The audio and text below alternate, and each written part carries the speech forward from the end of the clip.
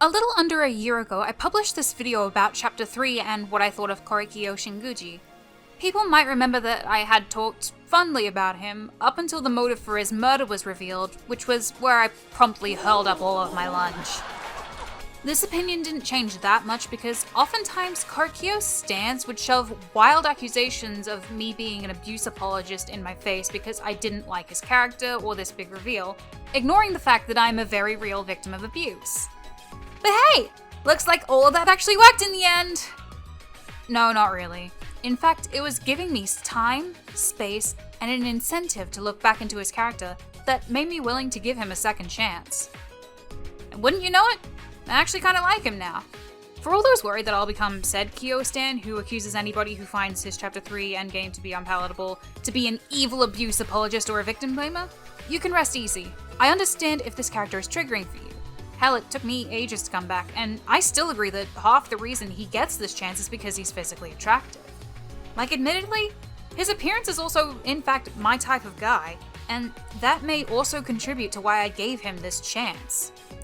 Also because there was someone I met up with that really likes him, and I seriously need to meet up with real-life people again because COVID has driven my social skills into a ditch, and I'd also just like to meet up with more real-life and Australian Danganronpa fans. Coming back to him again actually managed to impress me with this character. I never thought he was paper thin in terms of characterization, but I can actually come to appreciate what they did try. Korekiyo's issues are honestly very surface level and isolatable, and easy to hack off like gangrenous limbs, or just send him to therapy. It does in fact leave you with a very lovely character after you've done this. For one, his philosophies on the world feel naturally informed for an anthropologist, and it's nice that his character spends a lot of time explaining the differences between anthropology, history, and archaeology, and he admits that while he studies these fields as well, they're not his main focus. He's naturally curious about the other cultures and is very open-minded.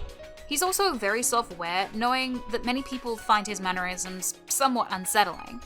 I'd argue that he seems very much autistic-coded, with stimming devices on his jacket that he often plays with, bandages up his arms to prevent him from touching bad textures, and while the mask might also relate to his sister, I am choosing to believe that it's also a pressure stim for him.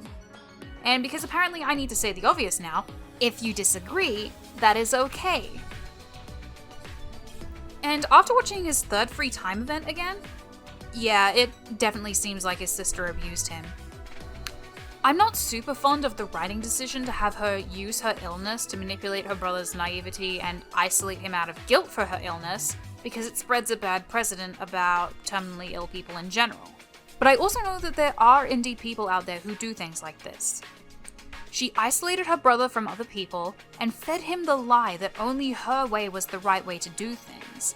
She did nice things for him in order to garner his appreciation and also make him feel like he owed her something for doing all this while she was terminally ill. And I think she got him interested in cultures where what she was doing wasn't so taboo. Very much like groomers in real life, where they will use fictional elements or more obscure cultures and rules in order to lessen somebody's defenses about something that is, indeed, an atrocity. She very much tried to mold Korekiyo into the person she wanted him to be for her own desires, and even after death, Korekiyo never really healed from that experience because her actions have largely made him almost too far gone. I think he needed a lot of therapy, but he wasn't completely gone. It's pretty sad, but at the same time, it's clear how this backstory influences his views in the current day, which is actually uncommon for a V3 character. He was a boy that was groomed to be so open-minded that he accepted his sister's pedophilic and incestuous advances and believed that this was what love was. It kind of makes me wonder how much all of this plays into the nature versus nurture debate. Would Korekiyo have turned out a better person if his curiosity and naivete weren't taken advantage of, and his nature was what affected the most rather than his nurture? Not sure, but it's excellent how they managed to make Korekiyo seem like simultaneously somebody completely unlike anybody you'd find in the real world, and yet also seem like someone you very much would encounter in the real world, with a very well established philosophy regarding his thoughts, words, and actions. So yeah, I was wrong about Korekiyo, which is certainly going to be annoying going forward. Again, if you disagree with me, that's fine. I do not harbor any hard feelings against you. I want that to be completely clear. He hasn't become one of my favorites immediately after the second go-around, but I'm glad that I did give him the second chance to impress me, because on his second go-around, he did impress me. If you enjoyed this small snippet video, I encourage you to subscribe to me and or donate to my Patreon. Both of these things help me out immensely and help out with the channel, as they tell YouTube that these videos are what Danganronpa fans want to see, which will help me produce more videos. I hope you're all having a good day, and I will see you next time.